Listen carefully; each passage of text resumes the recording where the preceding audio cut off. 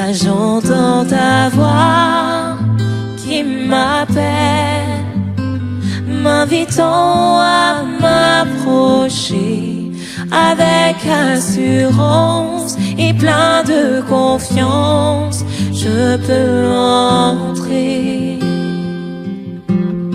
dans ce lieu secret. Fidèles serviteurs, fidèles téléspectateurs, shalom. Que Dieu vous bénisse partout où vous nous suivez. Votre serviteur, le pasteur Carlos Tumba, dans le cadre de l'émission Aga Méditation.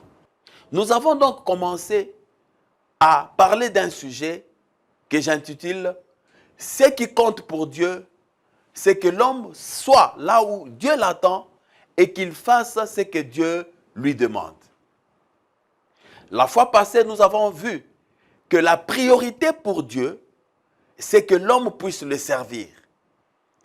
Et ensuite, nous avons aussi vu que la priorité pour l'homme est de chercher le royaume des cieux.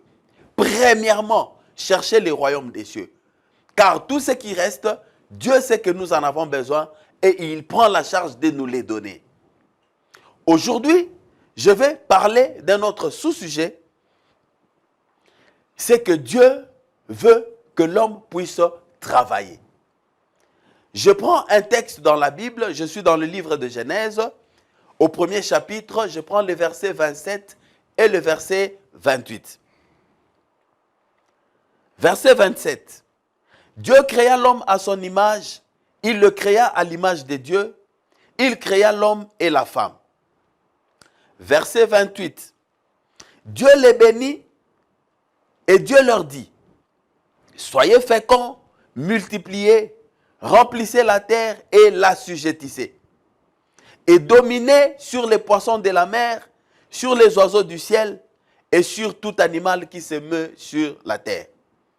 Ici, nous voyons que Dieu installe l'homme comme le roi de la création. Après la création, Dieu donne l'autorité à l'homme sur tout ce qui a été créé avant. Sur tout ce qui a été créé avant. Et Dieu dit à l'homme, soyez féconds, multipliez et remplissez. Et là, on voit aussi que c'est comme s'il y avait un travail que Dieu n'avait pas fait et qu'il demande à l'homme de faire. Le travail de la multiplication en rendant l'être humain fécond. Donc, l'homme doit travailler pour se multiplier. L'homme doit travailler pour remplir la terre. Mais aussi, Dieu dit, assujettis la terre. Il dit à l'homme et à la femme, assujettissez la terre. Assujettir, qu'est-ce que ça veut dire? Ça veut dire que la terre doit devenir le sujet de l'homme. L'homme devient le roi de la terre. L'homme doit commander la terre. L'homme doit diriger la terre.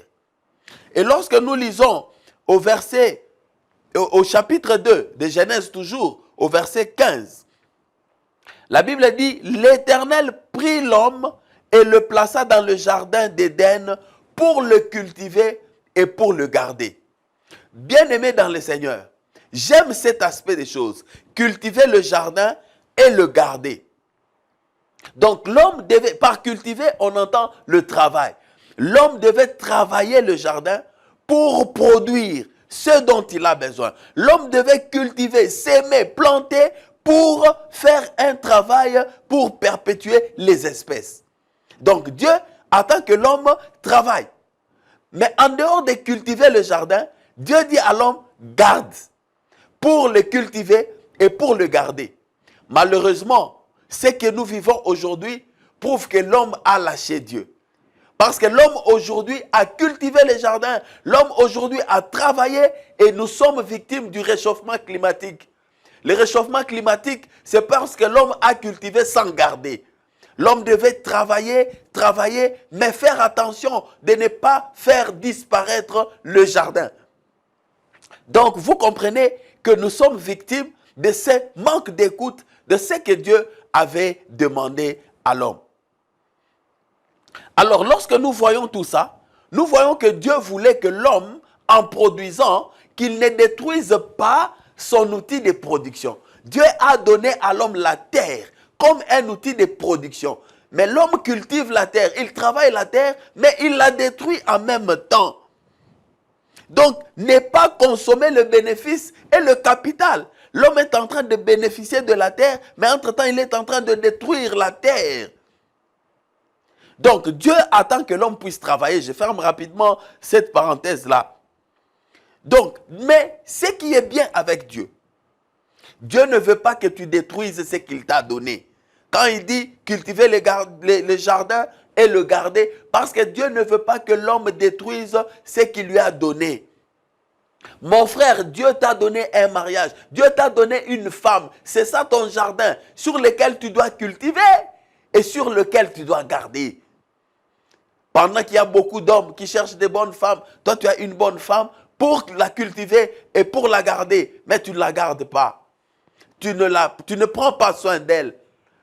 Ma soeur, Dieu t'a donné un mari fidèle, gentil, sérieux, mais qu'est-ce que tu fais de lui? Tu ne prends pas soin de lui. Tu ne gardes pas le jardin que Dieu t'a donné. Quand tu étais en chômage, tu as prié, tu as demandé à Dieu de te donner le travail. Dieu t'a donné le travail. Regarde ton attitude aujourd'hui. Tu es toujours en retard sur les lieux de travail. Et quand tu es sur le lieu de travail, tu es en train d'échapper à certains travaux. Mais quand tu es sur les lieux de travail, tu ne donnes pas le meilleur de toi-même. Alors que ce travail-là, Dieu t'a donné comme un jardin sur lequel tu dois cultiver. Aujourd'hui, l'homme n'a pas compris cela. L'homme est en train de détruire le jardin que Dieu lui a donné. Dieu t'a fait grâce. Tu es né dans une famille riche. Mais qu'est-ce que tu en fais? Bien-aimé, il y a des enfants qui n'étudient pas. Il y a des enfants intelligents qui ne vont pas à l'école. Mais toi, tu as l'opportunité d'aller à l'école. Dieu a béni tes parents qui peuvent te payer les études dans les très bonnes écoles. Mais regarde ce que tu fais. Tu es en train de détruire le jardin que Dieu t'a donné. Mais j'aimerais aussi souligner quelque chose qui est très important. C'est que Dieu, lorsqu'il nous demande de travailler, il ne nous laisse pas seuls. Déjà d'abord, Dieu nous demande de travailler pour lui. Lorsque nous travaillons pour Dieu. Et c'est pour ça qu'il nous demande la dîme. Il faut payer la dîme parce que quand nous travaillons pour lui. Mais ce que j'aime aussi chez Dieu, non seulement il nous envoie travailler pour lui, mais il travaille avec nous. Regardez le cas de Jésus. Jésus envoie ses disciples et il dit, allez faire des nations des disciples. Mais après il dit, je serai avec vous. Donc non seulement ils vont travailler pour Jésus, mais Jésus va travailler avec eux. Et en troisième lieu, les disciples vont travailler par lui. C'est pourquoi il dit, je vous donne le pouvoir. Tout pouvoir m'a été donné. Je vous donne le pouvoir. En mon nom, vous allez travailler en mon nom. Les miracles que vous accomplirez en mon nom, c'est-à-dire que vous allez opérer des miracles par moi. Vous allez chasser les démons par moi. Vous allez guérir les malades par moi. Donc, il les envoie pour lui et il part avec eux et il travaille par lui. C'est pareil pour Moïse. Dieu descend et envoie Moïse devant Pharaon. Il dit, va délivrer mon peuple. Ça veut dire que Moïse va travailler pour Dieu. C'est ce que ça veut dire. Mais Moïse va travailler pour Dieu, mais Dieu dit, je serai avec toi. Donc, dans ton travail, tu dois savoir que tu travailles pour Dieu, mais tu dois aussi faire attention de travailler avec Dieu. Être au même diapason avec Dieu. Travailler en conformité avec ce que Dieu te demande. Mais Moïse, non seulement il a travaillé pour Dieu, non seulement Dieu est avec lui, mais Moïse a travaillé aussi par Dieu. Quand il a frappé les bâtons sur la mer, quand il a frappé les bâtons sur les rochers, tous les miracles que Moïse a fait, il les a fait par Dieu. En fait, je suis en train de te dire que Dieu veut que tu travailles, mais dans son travail là, dans le travail que tu vas faire, que tu comprennes que tu travailles pour lui, que tu travailles avec lui, et que tu travailles par lui. Si tu fais des choses autrement, ça veut dire que tu ne travailles plus pour lui, tu commences à travailler pour toi-même. Et si tu travailles pour toi-même, il n'est plus avec toi. Et si tu ne travailles pas avec lui, tu ne feras rien par lui. C'est ce que ça veut dire. Donc, ce que Dieu attend de toi, bien-aimé dans le Seigneur, c'est que tu puisses travailler. Dieu veut que tu puisses travailler. Il a mis Adam dans le jardin comme une semence et il veut qu'il puisse porter des fruits. Ce que Dieu attend de toi, c'est que tu puisses travailler, mais travailler avec lui. Travailler pour lui. Et il sera avec toi. Je vais prier pour toi. Seigneur, je te recommande ton fils. Je te recommande ta fille qui me suit en ce moment.